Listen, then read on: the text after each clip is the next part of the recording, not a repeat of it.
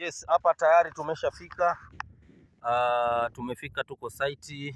Hii ndo mbegu yetu, mbegu ya Sato. Vifaranga hawa hapa ya wako health, wako na afya nzuri, na huu ni mfuko wa kwanza, lakini tayari kwenye maji tuna mfuko mwingine wa pili. Kwa hiyo jumla tuna vifaranga 1500 katika hii package zetu mbili. Tunawapanda leo na tutakuonyesha kitu gani kinachoendelea. Bwawa letu liko vizuri, liko full water, limejaa maji safi.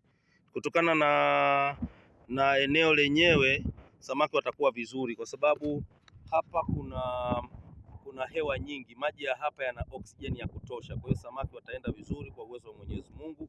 Tunaamini kwamba mambo yetu yatakuwa vizuri, na hili ndio lile bwawa letu ambalo tulikuwa tunalichimba hapa Dodoma Mpunguzi.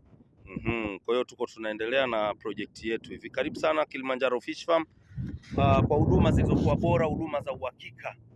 Karibu sana Kilimanjaro Fish Farm, tukutengenezee mabwawa lakini pia tukupandia vifaranga bora wanaokuwa vizuri kabisa. Kama unaweza kuona bwawa letu ni bwawa dogo tu la wastani la mita 15 kwa mita 13. Kwa hiyo tunapanda at least vifaranga 1500. Hawa ni Sato Monosex.